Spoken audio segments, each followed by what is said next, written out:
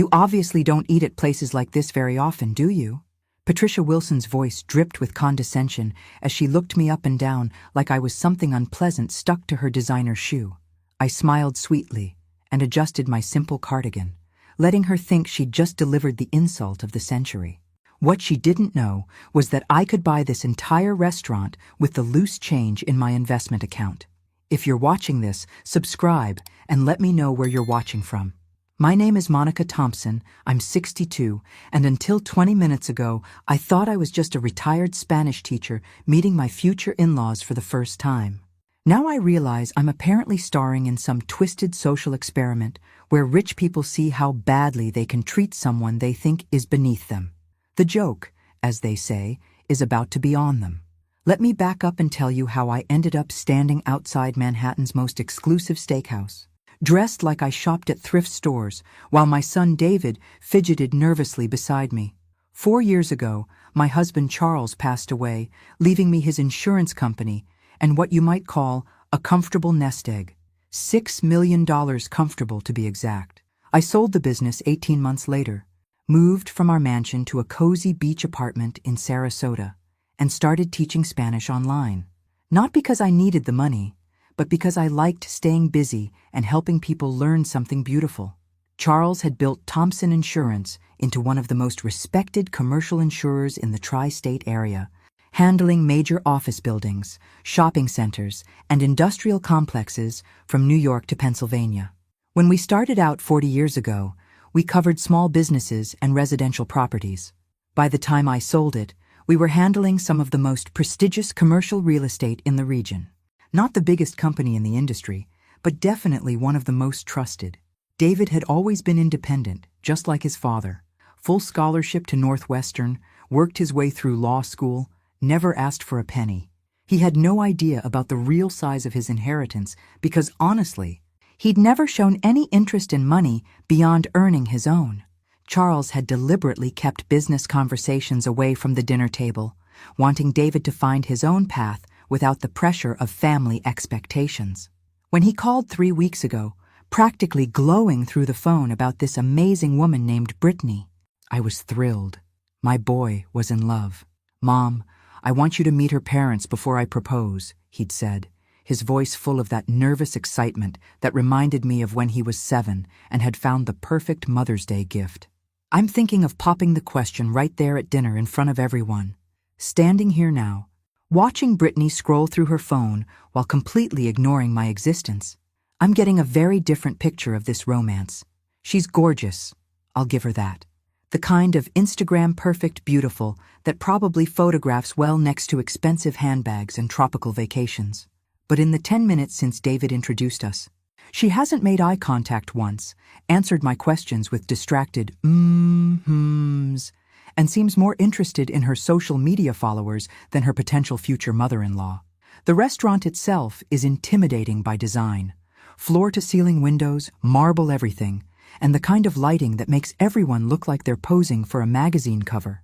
The hostess, a statuesque brunette with the practiced smile of someone who judges your net worth by your accessories, kept glancing at my simple clothes with barely concealed confusion. I could practically hear her thinking, "What is this woman doing here?" David, bless his heart, was trying so hard to make this work.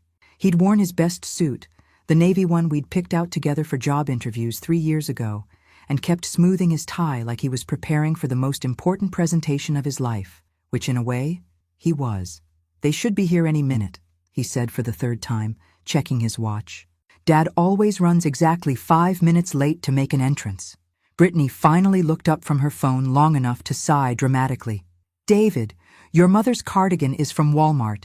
Couldn't you have given her some guidance about tonight?" The words hit like a slap, but I kept my expression neutral. Years of teaching middle school had given me an excellent poker face. David's face flushed red, and I watched him make a choice. Would he defend his mother or keep the peace with his girlfriend? "Brittany," he said quietly, "that's not appropriate." Before she could respond, a sleek black car pulled up to the valet stand, and out stepped Patricia and Robert Wilson. Even from a distance, I could see they were the kind of people who expected the world to rearrange itself around their convenience. Patricia emerged first, all sharp angles and expensive highlights, wearing what was probably a month of most people's salary. Robert followed, the type of man who'd perfected the art of looking important while doing very little. They approached our little group with the confidence of people who'd never doubted their place in the world. Patricia's eyes swept over David with approval, lingered on Brittany with satisfaction, and then landed on me with the kind of look usually reserved for roadkill. "So," Robert said, extending a hand to David with the firm grip of someone closing a business deal, "you must be the lawyer we've heard so much about." "Actually, I'm corporate counsel for Morrison Industries," David corrected politely. "Ah, Morrison." Robert's smile widened. "Good company. Good benefits, I assume." Before David could answer, Patricia had completed her assessment of me and clearly found me wanting. Her greeting was the social equivalent of a pat on the head you'd give a child you'd rather not acknowledge. "And you must be David's mother," she said, the words somehow managing to sound like both a question and a diagnosis. I smiled my warmest smile, the one I'd perfected during 30 years of parent-teacher conferences. "Monica Thompson. So lovely to meet you both." "Monica." Patricia repeated my name like she was testing how it sounded with her accent. "And what do you do, Monica?" Here it was, the moment of truth. I could tell them about Charles's company, about the investment portfolio that generated more passive income than most people's salaries, about the house in Sarasota that I'd paid for in cash. Or I could have a little fun. "I'm a teacher," I said simply. The change in their expressions was immediate and unmistakable. Patricia's polite smile became strained. Robert's posture shifted slightly, the way people do when they realize they're talking to someone they consider insignificant. "How nice," Patricia said in the tone people use when they mean the exact opposite. "Public or private?" "I teach Spanish online now, but I spent most of my career in public schools." The silence that followed was loaded with judgment. I could practically see them recalculating David's social value based on his mother's perceived economic status. "Well," Robert said, recovering first, "shall we go in? I'm sure they're holding our table." As we walked toward the entrance, Patricia fell into step beside me. "You must be so excited," she said, her voice sugary sweet with manufactured enthusiasm. "This is probably quite an adventure for you." And that's when I knew, with absolute certainty, that tonight was going to be very interesting indeed. The hostess led us through the restaurant like she was conducting a tour of someone else's life, past tables filled with people who belonged in magazines. I kept my expression pleasantly neutral, while Patricia Wilson made sure everyone within earshot knew exactly how she felt about our little group. "Table for 5 under Wilson," Robert announced, the way kings probably used to announce their arrival at court. "Of course, Mr. Wilson. Right this way." The hostess practically curtsied. As we wound through the dining room, I caught Patricia murmuring to Robert, just loud enough for me to hear, "I told you we should have picked somewhere more accessible for everyone." Translation: somewhere that wouldn't make the poor teacher too uncomfortable. How thoughtful. David was walking behind me, and I could feel his tension like heat radiating from a furnace. Every few steps, he'd clear his throat or adjust his tie, sure signs that my boy was second-guessing every decision that had led to this moment.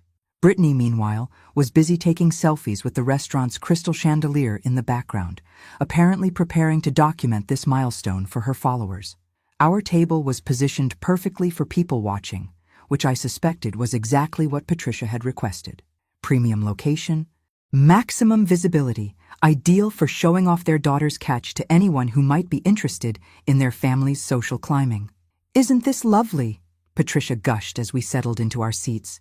"Monica, have you ever been somewhere quite this elegant before?" The question was designed to highlight what she assumed was the difference between their world and mine. I smiled and looked around appreciatively, taking in the familiar sight of crystal stemware and white tablecloths that cost more than some people's cars.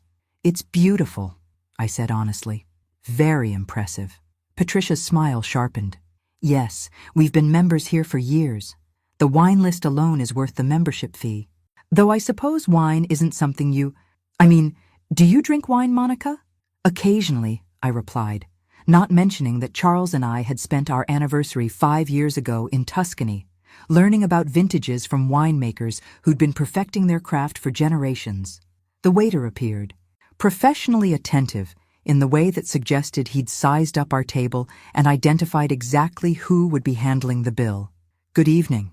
May I start you with some champagne? We have a lovely vintage Dom Pérignon." "Absolutely," Robert said, without consulting anyone else. "Bring us a bottle." David shifted uncomfortably. "Mr. Wilson, that's really not necessary. I can—" "Nonsense," Robert waved him off.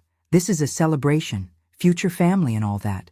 He winked at Brittany, who was finally paying attention to something other than her phone. When the champagne arrived, along with a recitation of its pedigree that made it sound like liquid gold, I watched Patricia's face light up with anticipation. This was her element: expensive things, exclusive experiences, and the opportunity to make someone else feel small by comparison.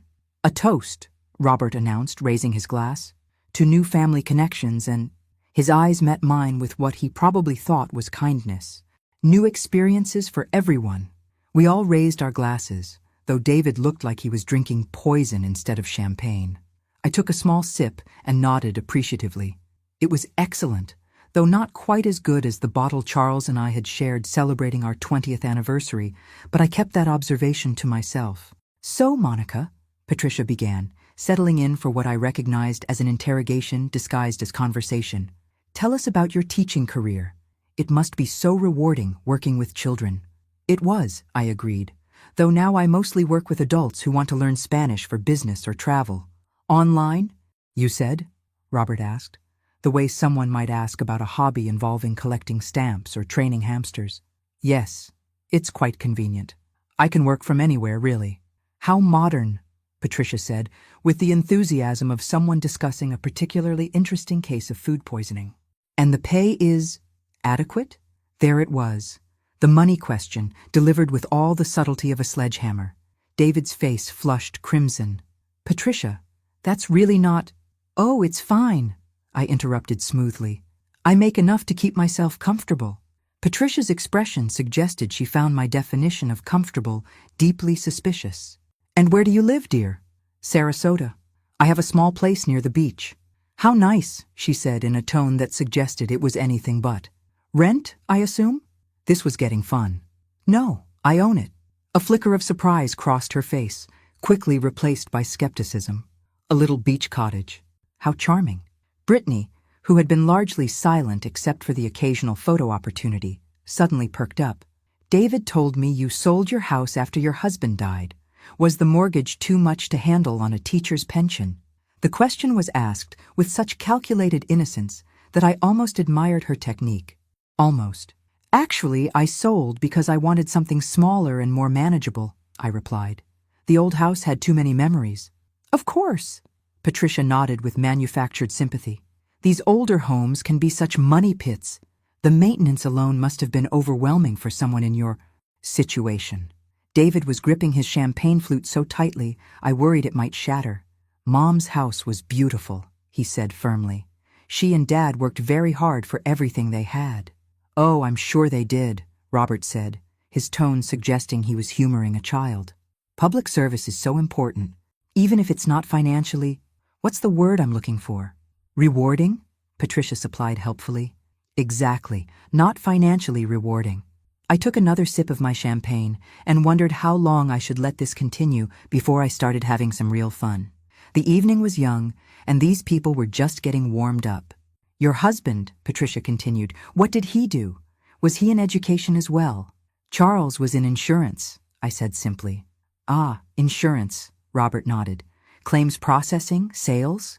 Here was another delicious moment of choice. "He had his own company," I said mildly. The slight pause that followed was filled with rapid recalculation. Patricia's smile became a little more strained. "A small local agency," she said, making it a statement rather than a question. "Something like that," I agreed, not mentioning that Thompson Insurance had handled policies for major commercial properties across 3 states before I sold it. Brittany was watching this exchange with growing confusion, clearly not understanding why her parents seemed slightly less confident than they had 5 minutes ago. "Well," she said brightly, "the important thing is that David is successful now. He's nothing like—" She caught herself mid-sentence. "Nothing like what?" David asked quietly. "I just meant—" "You've really made something of yourself," she backtracked quickly. But the damage was done.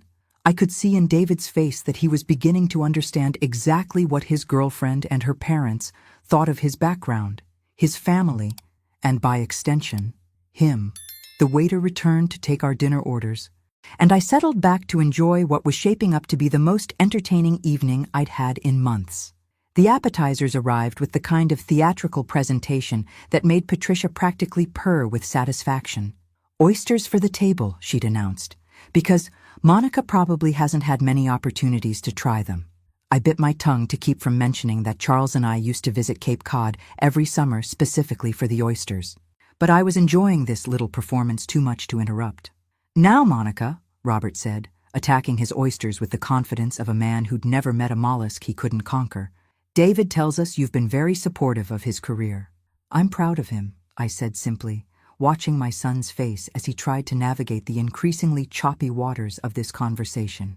"As you should be," Patricia added graciously. "It must be such a relief to know he can take care of himself financially. No more worrying about being dependent on family."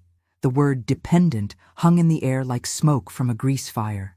David's fork stopped halfway to his mouth. "Mom has never been dependent on anyone," he said carefully. "Of course not." Brittany jumped in with the kind of false brightness that suggested she'd practiced this conversation. "But it's so nice when children can become independent, you know? No more having to help with bills or worry about retirement planning." I smiled serenely while calculating exactly how much money I'd made in the time it took her to deliver that little speech. My investment portfolio was performing particularly well this quarter. "David has always been self-sufficient," I agreed. "Even in college, he worked to pay his own expenses." "How admirable," Robert said. "Character building. I always believe young people should understand the value of hard work, even if they don't technically need to." The implication was clear. Their daughter had never needed to work for anything, and they were proud of it. The waiter appeared to refill our champagne glasses, and I noticed Patricia was becoming more animated with each sip. This was when people usually became really honest about what they thought. "You know, Monica," she said, leaning forward conspiratorially, "we should talk about the wedding planning. I assume you'll want to contribute something, even if it's just symbolic." David nearly choked on his champagne. "We haven't even talked about getting engaged yet." "Oh, please," Brittany laughed. "You've been carrying that ring box around for weeks. I've seen the outline in your jacket pocket." My son's face turned 3 shades of red. So much for romantic surprises. "The ring," Patricia continued smoothly. "I'm sure it's lovely, meaningful. Sometimes the most precious things aren't necessarily the most expensive. Are they, Monica?" Another trap, beautifully laid. She was assuming I'd given David some modest family heirloom, probably with more sentimental value than actual worth. "I wouldn't know," I said honestly. "David picked it out himself." This seemed to throw them slightly off balance. A man who paid for his own engagement ring? How middle class. "Well," Robert recovered quickly, "the important thing is the thought behind it. Though I have to say, Brittany has exquisite taste. She's quite particular about quality." Brittany giggled. "Daddy always says I have champagne tastes. And champagne budget to match," he added proudly. I was beginning to understand the family dynamic here. Brittany was the princess, Robert was the king bankrolling her lifestyle, and Patricia was the queen ensuring everyone knew their place in the hierarchy. My son, apparently, was cast as the useful prince who could provide status and stability while they maintained control. "Speaking of budgets," Patricia said, turning back to me with renewed focus, "we should probably discuss expectations for the wedding. The Wilson family has certain standards we like to maintain." "Of course," I said mildly. "The venue alone will be quite substantial. We're thinking the Plaza or perhaps the St. Regis, somewhere that photographs well." She paused delicately. "I realize that might be ambitious from your perspective." David's jaw was clenched so tightly I worried about his dental work. "Patricia, I think—" "It's fine, sweetheart," I interrupted. "I understand they want the best for Brittany." "Exactly," Patricia beamed. "You're so understanding. Some people get their feelings hurt when they can't participate fully in these kinds of celebrations. The important thing," Robert added magnanimously, "is that everyone contributes what they can. Every little bit helps." I took a sip of champagne and decided it was time to test just how deep their assumptions ran. What kind of budget are we talking about? The three of them exchanged glances, probably debating how to break this gently to the poor teacher who lived in a beach cottage. Well, Brittany said carefully, I was thinking something around 200,000, nothing too extravagant. David's fork clattered to his plate. $200,000? That's for everything, she said defensively. Venue, flowers, dress, honeymoon. Really, it's quite reasonable for the kind of wedding I've always dreamed of. What I've always dreamed of, Patricia corrected. We've been planning Brittany's wedding since she was 12, and we're prepared to handle the bulk of it, Robert assured us. We wouldn't expect you to cover more than, say, 10 or 15%. Just something to show you're invested in their future together. The mathematics were simple. They wanted $15,000 to $30,000 from a woman they believed lived on a teacher's pension and owned a small beach cottage. I had to admire their optimism, if not their compassion. That's very generous of you, I said. We think so, Patricia agreed. Families should support each other, don't you think? I was about to answer when something caught my eye across the restaurant. A man in a chef's coat was walking toward our table, and his face was breaking into a smile of recognition. Oh, this was about to get interesting. Mrs. Thompson, the chef's voice carried across the dining room as he approached our table with a bottle of what looked like very expensive champagne. I can't believe it's you. The conversation at our table stopped mid-sentence. Patricia's champagne glass froze halfway to her lips, and Robert's expression shifted from confident superiority to confused wariness. Brittany looked around as if she expected hidden cameras to emerge from behind the potted plants. Chef Morrison, I said warmly, standing to accept his enthusiastic handshake. How wonderful to see you again. Please, please sit, he insisted, gesturing to the server behind him who was carrying what appeared to be the restaurant's finest champagne. This is from our private reserve, the 1996 Krug, with our compliments. I could feel 4 pairs of eyes boring into me as Chef Morrison continued, his voice carrying the kind of genuine gratitude that can't be faked. Ladies and gentlemen, he said, addressing the table, you're dining with the woman who saved our restaurant. The silence that followed was so complete I could hear the jazz quartet playing 3 tables away. Patricia's mouth was slightly open. Robert was blinking rapidly like a man trying to clear his vision, and Brittany was staring at me as if I'd just materialized from another dimension. David, bless him, looked completely lost. Saved the restaurant? He repeated weakly. Chef Morrison nodded enthusiastically. 2 years ago, we had a kitchen fire. Devastating. The insurance company wanted to total us out, said it would be cheaper than repairs. We were looking at bankruptcy, 30 years of work down the drain. He turned to me with something approaching reverence. Then, Thompson Insurance stepped in. I maintained my pleasant smile while watching Patricia's face cycle through several distinct stages of shock. Thompson Insurance. Robert's voice came out as something closer to a squeak than his usual authoritative tone.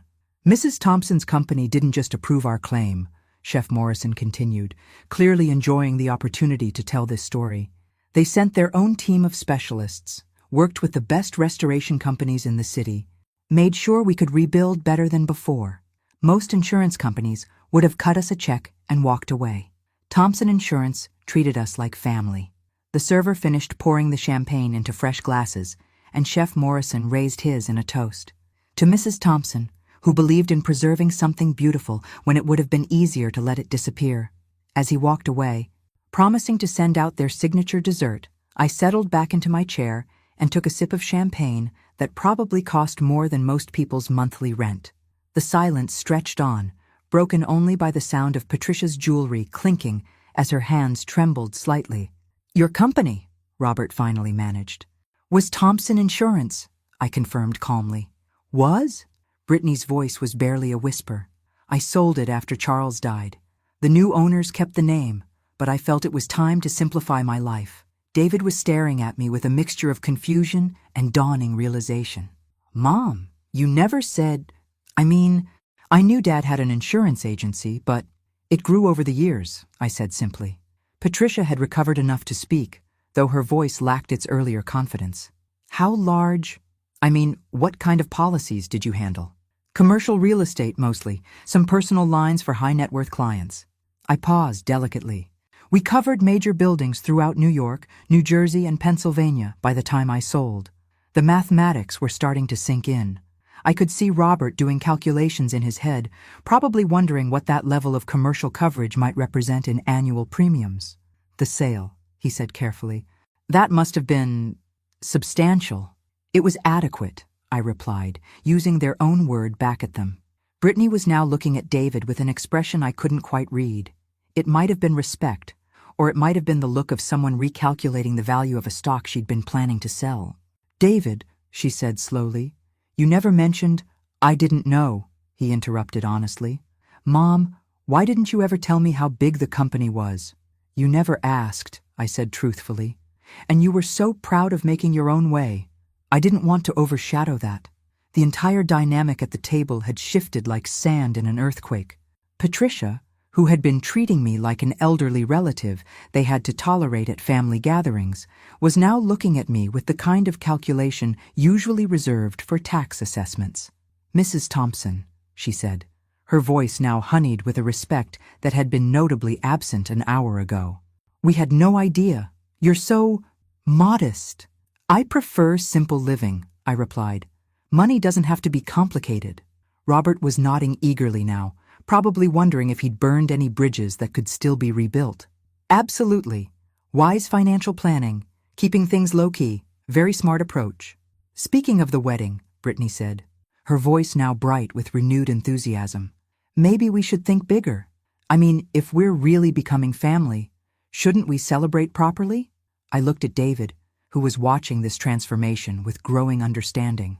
My boy was finally seeing these people for exactly what they were, and I could tell he didn't like what he was learning. David, I said gently, weren't you planning to ask Brittany something tonight? He reached into his jacket pocket and felt for the ring box, his expression thoughtful. For a long moment, he just sat there, looking at the woman he'd thought he wanted to marry, then at her parents, who were now practically radiating false friendliness. You know what? He said slowly, pulling his hand back out empty. I think I need to give this more thought. The way Brittany's face fell told me everything I needed to know about what she'd really been excited about. It wasn't my son she'd been interested in marrying. And that's when I knew tonight had been worth every minute of theater. The transformation was immediate and complete. Within minutes of Chef Morrison's revelation, Patricia had morphed from condescending socialite to my new best friend. Robert had developed a sudden fascination with my investment strategies, and Brittany was hanging on my every word like I was dispensing financial wisdom from the oracle at Delphi. You must have such interesting stories from the insurance world, Patricia gushed, leaning forward with the kind of intense attention she'd been reserving for her reflection in her champagne glass. All those important clients, major business decisions. I bet you've dealt with some of the most influential people in the region. I sipped my champagne and watched her perform. The work was mostly about solving problems for people when they needed help most. Of course, Robert jumped in. Public service in a way, though with such significant compensation. He paused delicately. The sale of the business must have been quite lucrative. Robert, Patricia scolded with fake embarrassment, you can't just ask about someone's personal finances. This from the woman who'd spent the first hour of dinner practically auditing my budget. The irony was apparently lost on her. It's fine, I said graciously. I was fortunate. Charles built something valuable, and I was able to find the right buyers who wanted to preserve what he'd created. Brittany, who had been unusually quiet since David's announcement about giving things more thought, suddenly perked up. Mrs. Thompson, you have such an interesting perspective on life. I'd love to spend more time getting to know you better. The same woman who hadn't made eye contact with me for the first 2 hours was now looking at me like I was her long-lost grandmother. I'd like that too, dear, I replied, because I'm not completely heartless, even when dealing with gold diggers. David had been watching this entire performance with growing fascination. I could see him processing not just what he was learning about my financial situation, but what he was discovering about the people he'd been planning to make his family. Brittany, he said quietly, earlier you mentioned that I was nothing like. What exactly did you mean by that? She flushed slightly. I just meant you're so accomplished, so successful. But nothing like what? The silence stretched uncomfortably. Patricia jumped in to rescue her daughter. She meant nothing like some people who coast by on family money instead of earning their own success. It was a compliment, David. Was it? David's voice was calm, but I recognized the tone. He'd inherited his father's skill for cross-examination. Because it sounded like you were about to say I was nothing like my background. Don't be silly, Brittany laughed, but it came out strained. I love your background. It's so authentic, as opposed to what her own background was, apparently. Robert, sensing dangerous territory, tried to steer the conversation back to safer waters. Monica, I have to ask, what's your secret? Building something that substantial in the insurance industry? No secret, I said. Charles was brilliant with people. I was good with numbers. We listened to our clients and solved their problems instead of trying to minimize our exposure. Fascinating, he said, though I suspected what he found fascinating was the size of the bank account rather than the business philosophy. The entrees arrived, providing a temporary distraction from the awkward undercurrents swirling around our table. I'd ordered the sea base, keeping things simple, while my dining companions had ordered the most expensive items on the menu with considerably more enthusiasm than they'd shown in the first hour. This is delicious, Patricia announced, as if she'd personally discovered flavor. Monica, you simply must try some of this lobster. An hour ago, she'd been worried I couldn't afford the breadbasket. Now she was offering to share her $60 entree. Tell me, Robert said between bites of his Wagyu beef, do you have any plans for your portfolio, investments, real estate, that sort of thing? I could feel David's eyes on me as I considered how to answer. This was exactly the kind of question Charles had taught me to recognize as a fishing expedition. I try to keep things diversified, I said neutrally. Smart, he nodded. Though with your expertise, you probably see opportunities that most people miss. Such as? Well, Brittany and I have been looking at some real estate investments. Nothing too ambitious, just a little development project in the Hamptons. We're always looking for partners with vision. And there it was. The real reason for this sudden change in attitude. I wasn't just David's mother anymore. I was a potential investor in whatever scheme they'd been cooking up. The Hamptons are lovely, I said non-committally. Aren't they? Patricia chimed in. We have a little place there ourselves. Nothing fancy, just 12 bedrooms on the water. Nothing fancy. I almost choked on my wine. David had stopped eating entirely and was just watching this performance with something approaching anthropological fascination. You know, Brittany said suddenly, I think I was wrong about the wedding budget. $200,000 seems so modest for bringing two families together. Does it? David asked quietly. Absolutely, Robert agreed. We should think bigger. Make it really special. I could see exactly where this was heading. Instead of asking for $15,000 from the poor teacher, they were now calculating how much they could extract from the wealthy widow. What did you have in mind? I asked, genuinely curious to see how far they'd push this. Well, Brittany said, her eyes bright with calculations. Daddy knows someone who owns this gorgeous estate in the Hamptons, very exclusive. The kind of place that would really make a statement about what kind of family the Wilsons are. What kind of family they were indeed. David set down his fork and looked at each of them in turn. I think, he said slowly, we should call it a night. The check arrived as if summoned by his words, and I watched Robert's face as he realized the evening's bill was going to be substantial. For a moment, he seemed to debate who should handle it, his eyes darting between David and me like a tennis spectator following a particularly intense rally. Finally, his desire to maintain appearances won out, and he reached for his wallet with the kind of resigned determination usually reserved for root canal procedures. As we prepared to leave, the valet brought my car around first. I tipped him and took my keys, aware that all four of my dining companions were watching with intense curiosity. The 2023 Mercedes-AMG S-Class wasn't ostentatious by my standards, but judging by their expressions, it might as well have been a spaceship. Nice car, Robert said weakly. It's comfortable, I replied. Because it was, and because I enjoyed watching him try to calculate exactly how much I'd paid for it. As I drove away, I could see them in my rearview mirror, standing under the restaurant's awning in what appeared to be an intense family conference. My phone would probably ring within the hour. The only question was whether it would be David calling to apologize, or Brittany calling to suddenly discover our deep spiritual connection. I was looking forward to finding out. The drive back to my hotel gave me time to process what had just happened. 40 years of marriage to Charles had taught me to read people like quarterly reports, and tonight's dinner had been more revealing than a complete financial audit. The Wilsons weren't just gold diggers, they were strategic gold diggers with a multi-generational plan and the patience to play the long game. My phone rang before I even reached the hotel lobby. David's name flashed on the screen, and I could hear the exhaustion in his voice before he said a word. "Mom, I am so sorry." "For what, sweetheart?" "For everything.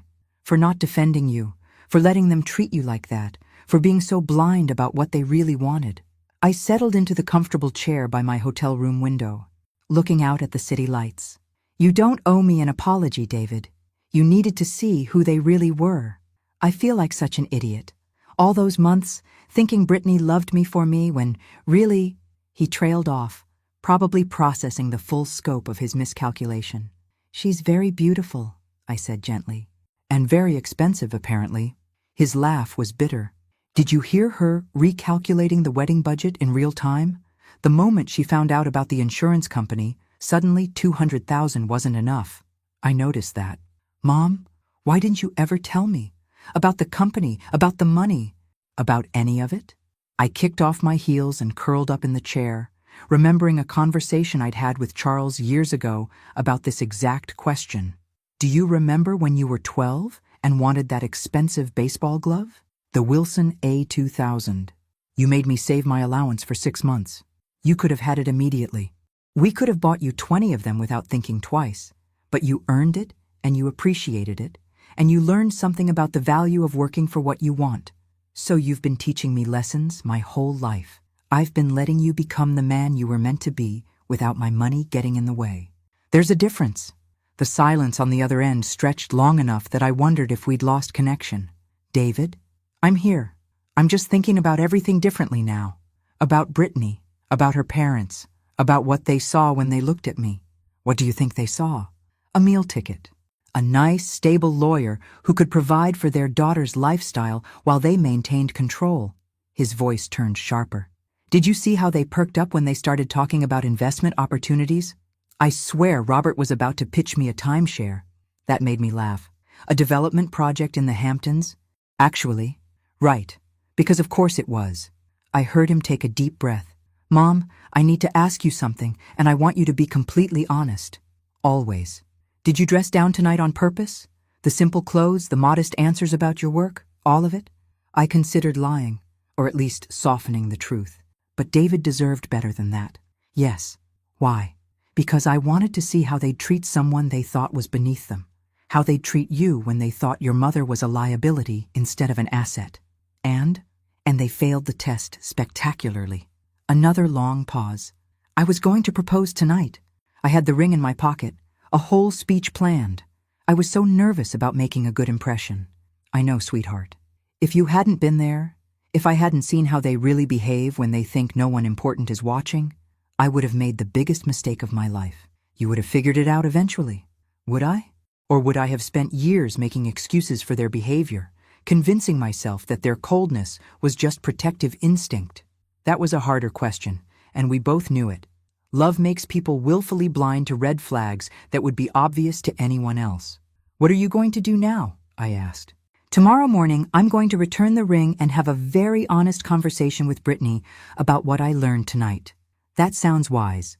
"And then I'm going to take some time to figure out what I actually want in a partner, instead of just being grateful that someone beautiful paid attention to me."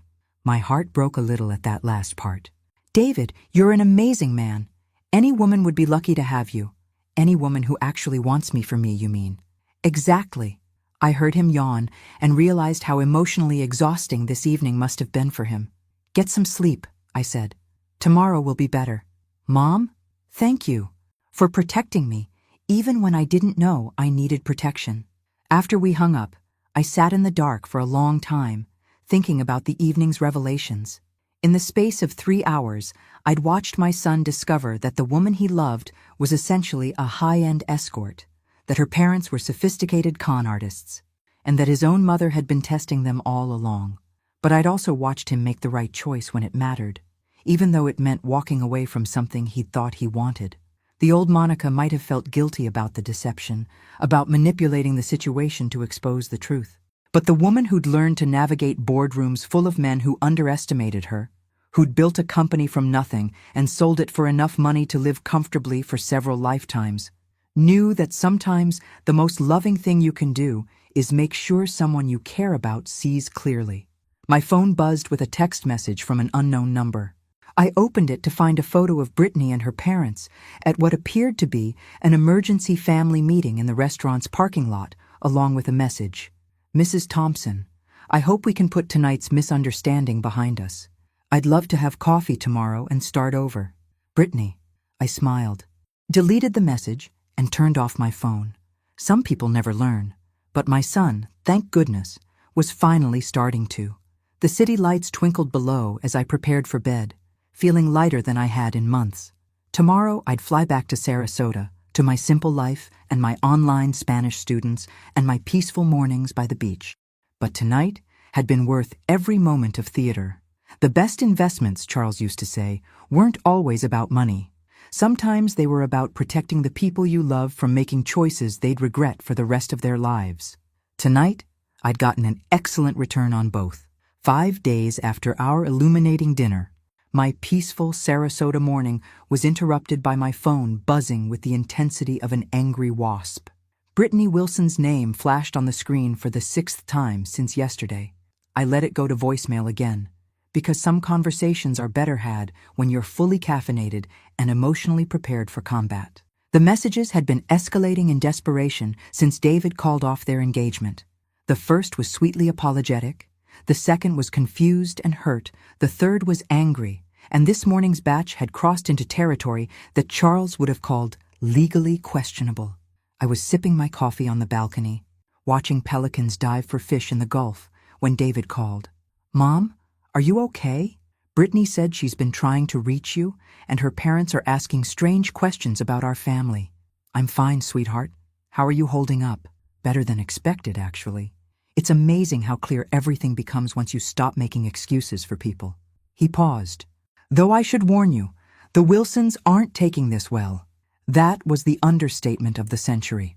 According to David, yesterday's breakup conversation had devolved into Brittany accusing him of leading her on, followed by Robert threatening to make him regret this decision for wasting their daughter's time.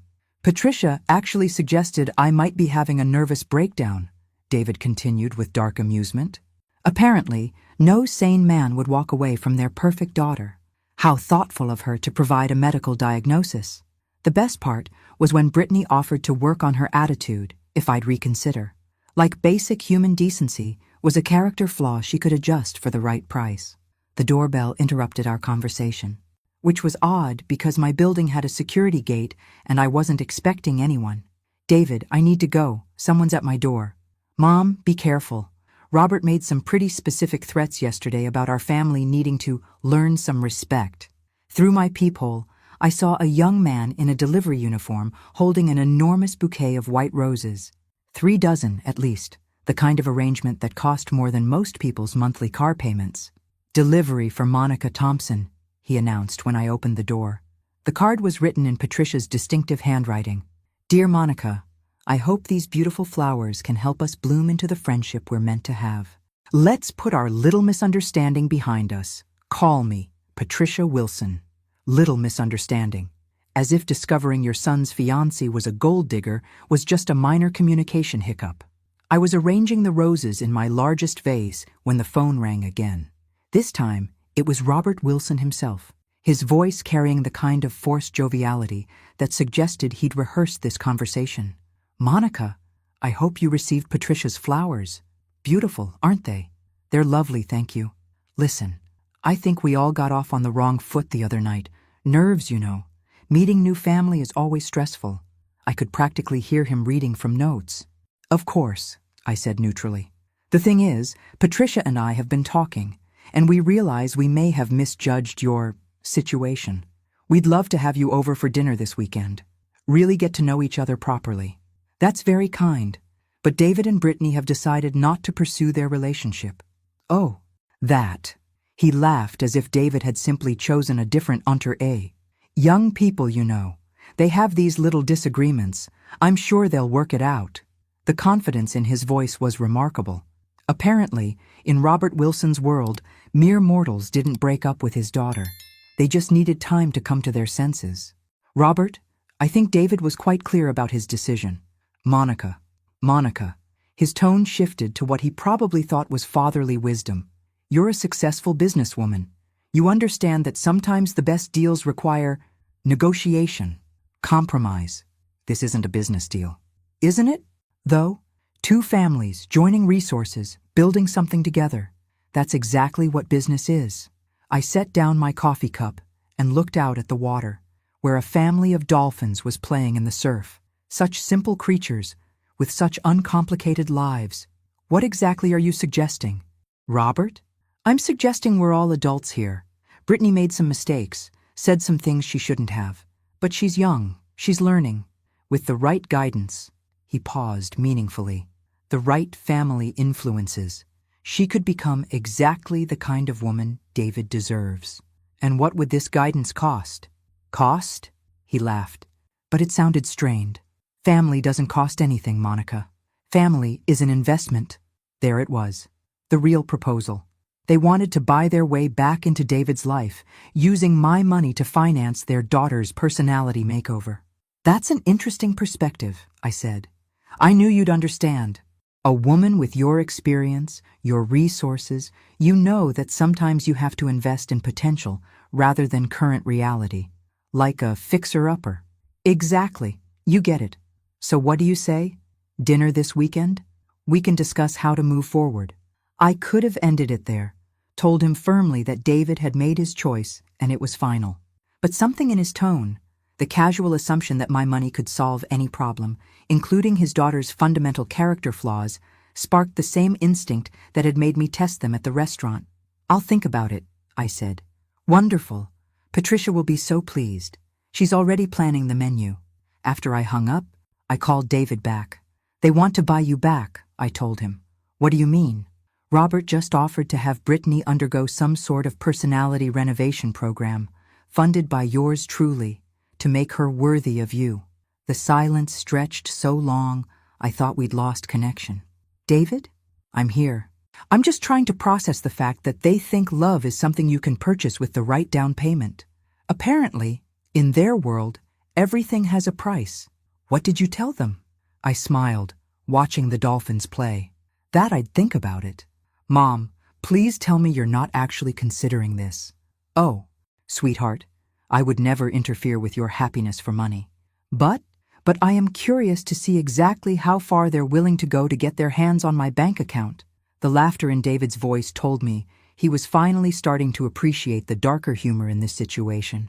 You're going to mess with them, aren't you? I prefer to think of it as conducting market research. Be careful, Mom. These people aren't just greedy. After yesterday, I think they might actually be dangerous. As if summoned by his words, my doorbell rang again. This time it was Patricia Wilson herself, standing on my doorstep with a smile that belonged in a dental advertisement and the kind of determination that suggested she'd driven straight from New York without stopping. Surprise, she announced. I hope you don't mind unexpected visitors. Looking at her perfectly composed face, I realized David might have been right about the dangerous part. Patricia, what a surprise. I stepped back to let her into my apartment, noting how her eyes immediately began cataloging the value of everything in sight. I wasn't expecting you. I know. It's terribly impulsive of me. She swept into my living room like she owned it, her designer heels clicking on my hardwood floors. But after Robert told me about your conversation, I simply couldn't wait. I had to see you in person. She was wearing what probably amounted to a month's salary for most people, her blonde hair styled in a way that defied both gravity and humidity, and her smile was so bright it could have guided ships safely to shore. Please, sit down. Can I get you some coffee? That would be lovely. She settled onto my sofa with the practiced grace of someone who'd spent years perfecting her entrance techniques. Monica, your home is absolutely charming. So, Intimate. In Patricia speak, intimate was probably code for smaller than my walk-in closet, but I appreciated the effort. Thank you. I like to keep things simple. Simple can be so refreshing, she agreed, though her expression suggested she found it about as refreshing as a root canal. Especially after the stress of running a major business. You must be enjoying your retirement. I brought her coffee and my second-best china because I wasn't completely heartless. I am, though I stay busy with my teaching and some consulting work. Consulting? Her eyes sharpened with interest. What kind of consulting? Insurance companies sometimes ask for my expertise on complex commercial claims. This was true, though I usually declined these requests because I preferred my peaceful life to the corporate battlefield. How fascinating and lucrative, I imagine. There was Patricia, cutting straight to the chase. No point in pretending this was a social visit. It pays well enough, I said neutrally. She sipped her coffee and looked out at my view of the Gulf. You know, Monica, I owe you an apology. Do you? Absolutely. The other night, I was so nervous about making a good impression that I said some things that came out wrong. I hope you didn't take offense. I almost admired her strategy. Reframe the entire evening as nerves rather than calculated cruelty. I wasn't offended, I said, which was technically true. I'd been amused. Oh, good. Her relief seemed genuine. Because Robert and I have been thinking, and we realize we may have approached this all wrong. How so? Well, we were so focused on Brittany and David that we didn't really consider what this means for us, for our families coming together. She set down her coffee cup and leaned forward with the intensity of someone making a pitch. Monica, you and I, we're both successful women who understand how the world really works. We both want what's best for our children, and frankly, we both have resources that could benefit everyone involved. I'm listening. Brittany is young. She's made some mistakes, said some thoughtless things, but she's not a bad person, just inexperienced in dealing with people from different backgrounds. Different backgrounds. That was rich, coming from someone whose daughter had treated me like something she'd scraped off her shoe. What are you suggesting? I'm suggesting we invest in her education. Not college, she added quickly, but life education. Travel, cultural experiences, maybe some time working with a charitable organization. Something to broaden her perspective. And this education would cost? Well, that would depend on the scope.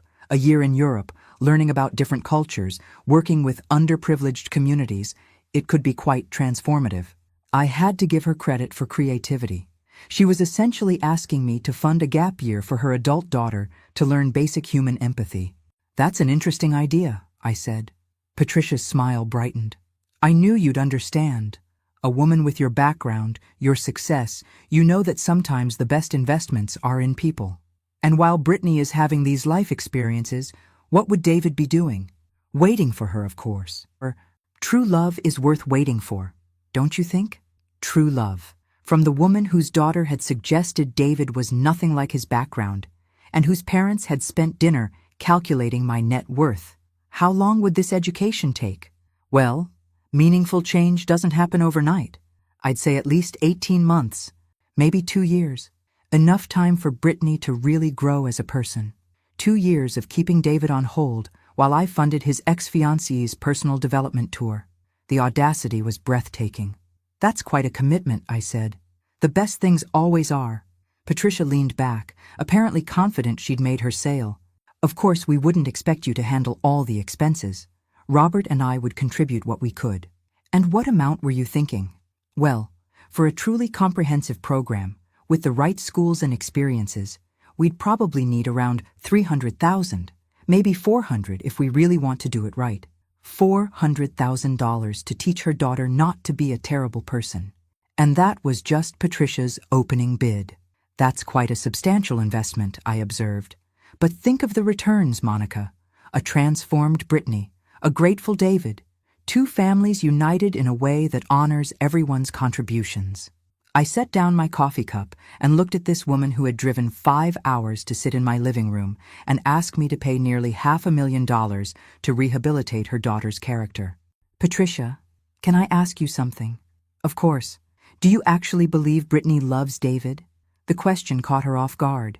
For just a moment, her composed mask slipped, and I saw something calculating and cold underneath. Love takes many forms. she said carefully. Brittany appreciates David's stability, his character, his potential. His potential for what? For providing the kind of life she deserves.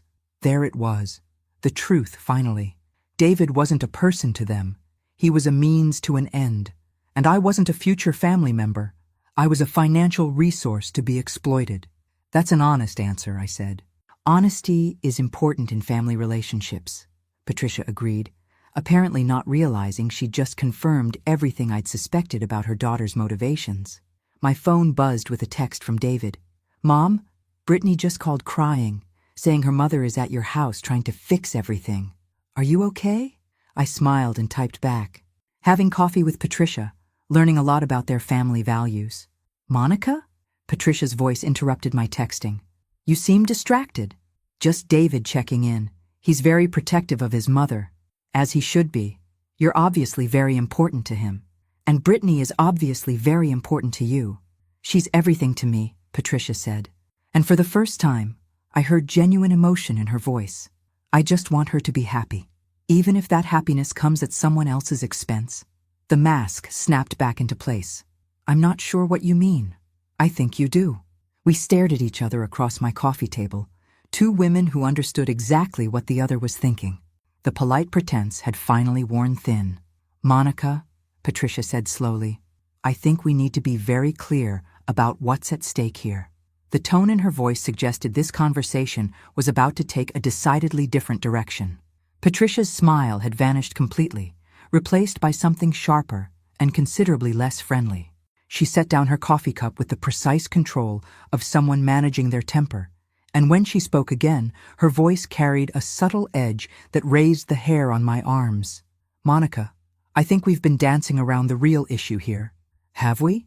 You seem to think this is some kind of game, that you can manipulate the situation to your advantage. She smoothed her skirt with manicured fingers. But you're not the only one with resources. I kept my expression neutral, though something cold was settling in my stomach. What exactly are you saying? I'm saying that Robert has connections. Important connections. People who could make life very complicated for someone in David's position. There it was. The threat I'd been expecting since David first mentioned Robert's reaction to the breakup. Are you threatening my son's career? I'm simply pointing out that the legal community in New York is smaller than people think. Reputations matter. References matter. Future opportunities depend on maintaining good relationships with the right people. She leaned forward, her eyes hard as diamonds. David is talented, I'll give him that. But talent only gets you so far without the right connections. And those connections can disappear very quickly when word gets out that someone isn't reliable. Reliable?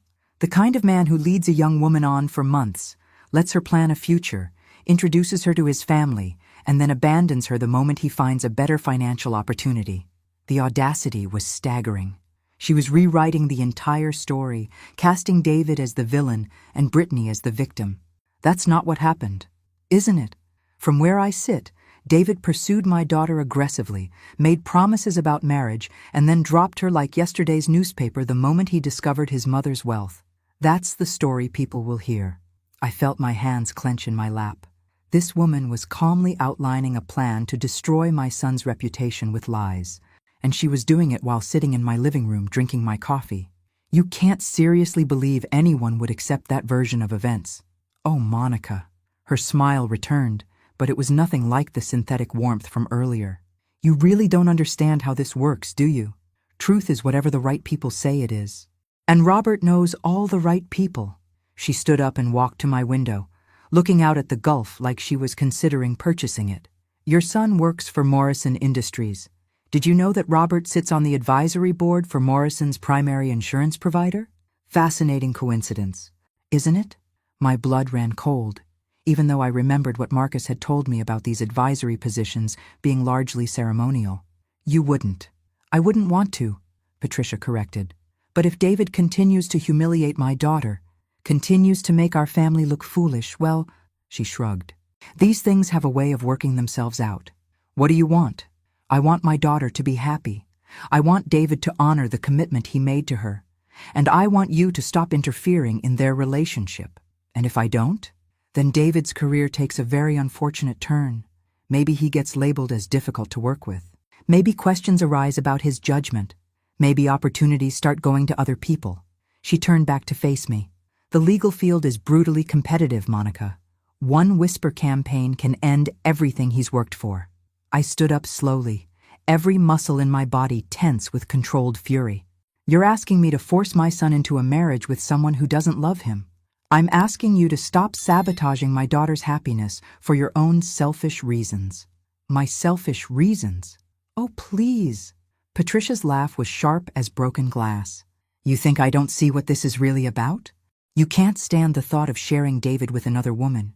You've kept him dependent on you emotionally, and now that he's found someone who could give him a real future, you're using your money to destroy it. The accusation hit like a physical blow. For a moment, I was too shocked to respond. That's not, isn't it? A lonely widow who can't let go of her son? Who would rather see him alone than happy with someone else? It's textbook, Monica. She gathered her purse with movements sharp enough to cut glass. You have 48 hours to convince David to reconcile with Brittany. A sincere apology, a proper proposal, and a commitment to move forward with the wedding. And if he refuses? Then Monday morning, Robert makes some phone calls. By Wednesday, David's supervisor will be asking questions about his recent performance. By Friday, he'll be looking for a new job. She walked to my front door with the confidence of someone who just played a winning hand. Oh, and Monica, if you're thinking of warning him, don't bother. David won't believe his sweet girlfriend's family could be capable of something so unpleasant. And even if he did, what could he do? Fight a battle he can't win against people he can't afford to make enemies of? After she left, I sat in my living room for a long time, staring at the coffee cups and feeling something I hadn't experienced in years: helplessness. Patricia was right about one thing. David would never believe the Wilsons could be this calculating, this cruel. He was a good person who believed other people were fundamentally good too. It was one of the things I loved most about him. And now it was going to be used as a weapon against him. My phone rang. David's name appeared on the screen, and I realized I had to make a choice. Tell him the truth and watch him try to fight a battle he couldn't win, or find another way to protect him. Hi, sweetheart. Mom, you sound strange. What did Patricia want? I looked out at the water, where the dolphins were still playing in the surf, oblivious to the human drama unfolding around them. Just to talk, I said.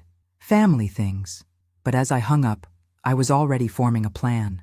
Patricia Wilson thought she was the only one who knew how to play hardball. She was about to learn exactly how wrong she was. The next morning, I did something I hadn't done in 3 years.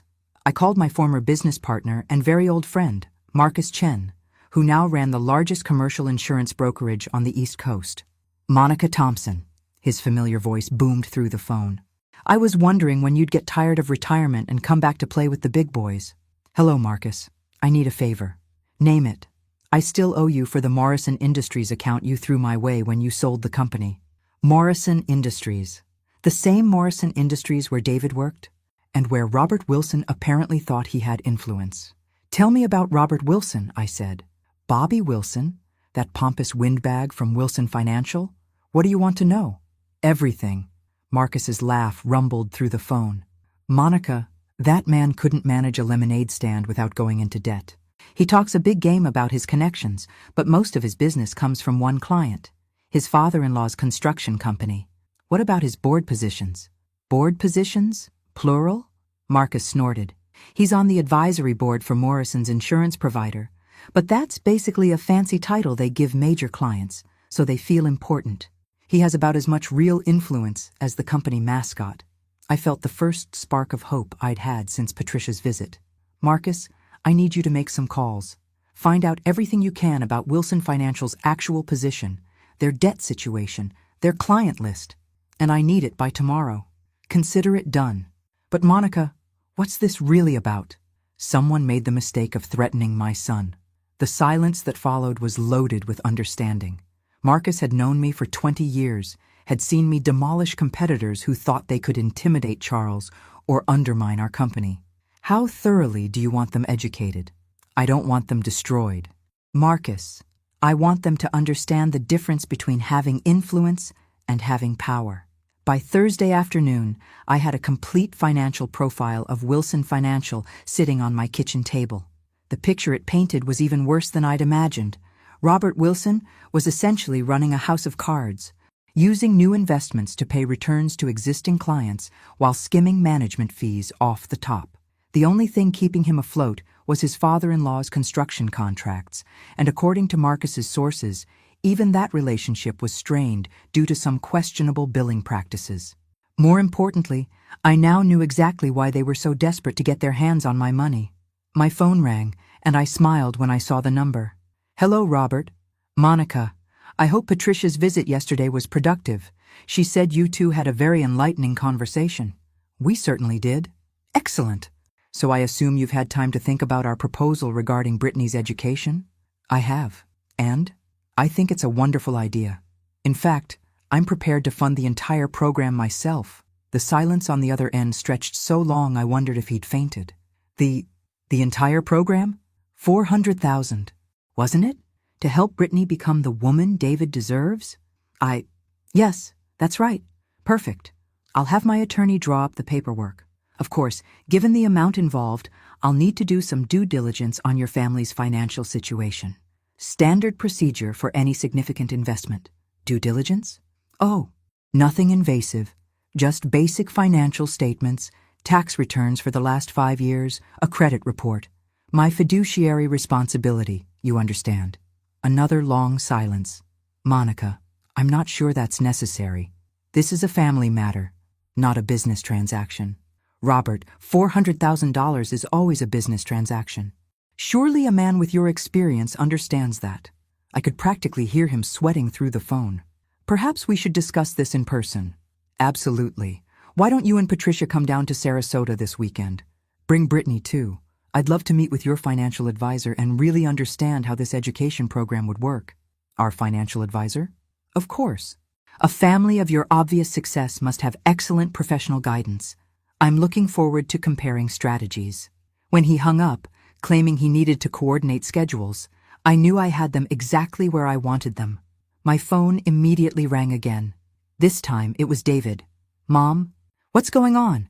Brittany just called me crying, saying her parents are freaking out about some financial audit." "No audit, sweetheart. I'm just doing my homework before making an investment." "What investment?" "The Wilsons think I should pay for Brittany's character improvement program. $400,000 to teach her basic human decency." The silence was deafening. "Mom, please tell me you didn't agree to that." "I did." "Why?" "Because sometimes the best way to win a chess game is to let your opponent think they're winning until the very last move." "What are you talking about?" "David, what do you know about Wilson Financial?" "Nothing." "Why?" "Because I spent today learning that your ex-fiance's family is essentially broke. They owe more money than most small countries, and the only thing keeping them out of bankruptcy court is Robert's father-in-law's construction business." I could hear David processing this information. "So when they asked you for 400,000, they were making a desperate play to solve their financial problems while keeping their daughter in the lifestyle she's accustomed to. And you're going to give it to them?" I smiled, watching a pelican dive for fish in the Gulf. "Oh, sweetheart, I'm not giving them anything, but I'm going to teach them a lesson about what happens when you threaten my family." "Mom, what are you planning?" "Nothing illegal, nothing unethical, just a little demonstration of how the game is really played." When I hung up, I felt more energized than I had in years.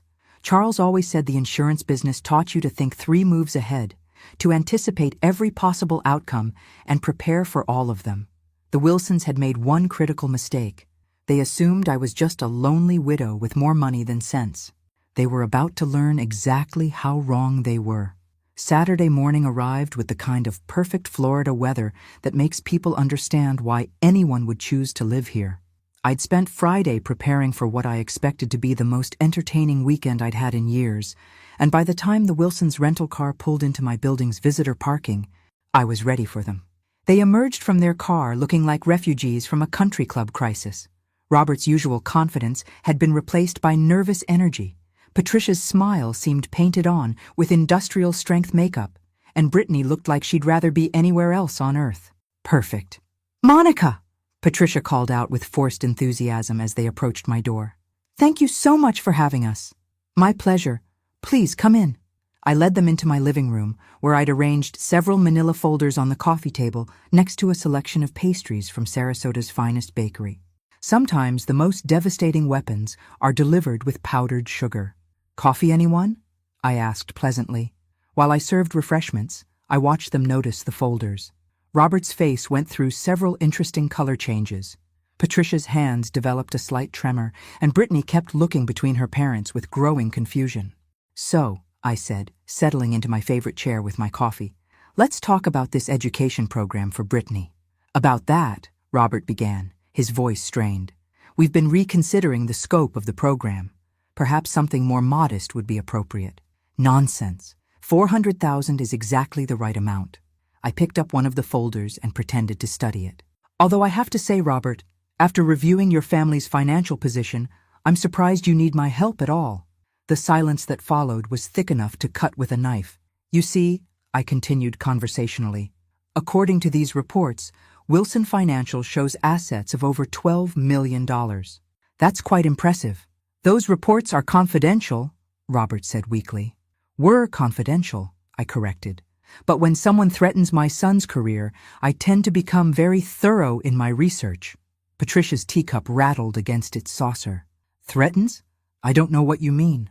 Don't you? I smiled at her with genuine warmth.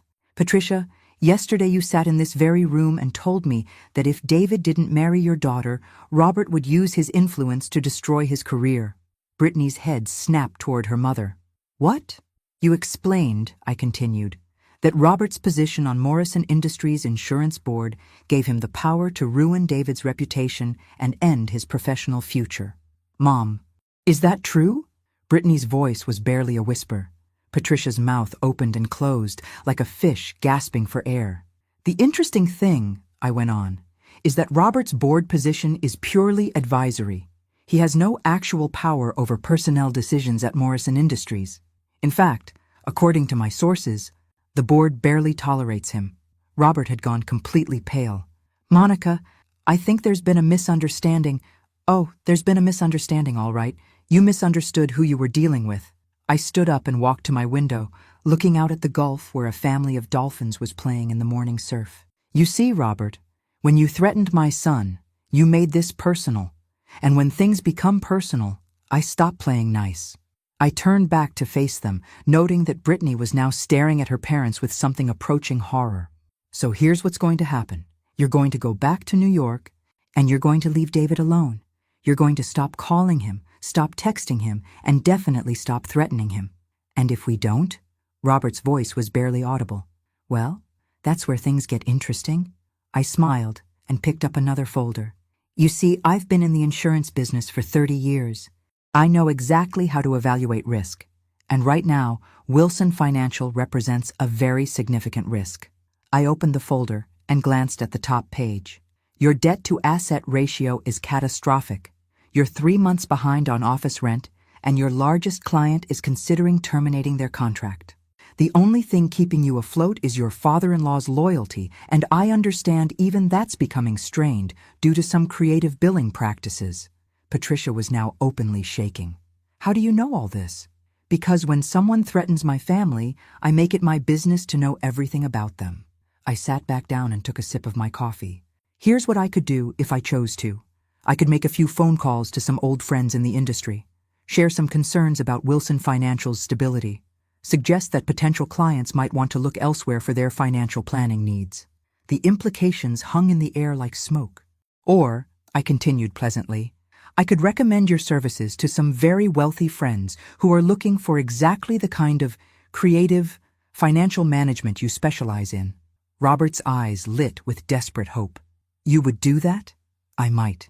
If you convince me that you've learned an important lesson about the difference between empty threats and actual power. What lesson? Patricia whispered. That threatening someone's child is the fastest way to discover exactly how much power their mother actually has. I stood up again, signaling that this conversation was coming to an end. Brittany, you're a beautiful young woman with your whole life ahead of you. Find someone who loves you for who you are, not what you can provide them. You deserve better than being used as a pawn in your parents' financial schemes. This isn't about money, Brittany protested weakly. Isn't it?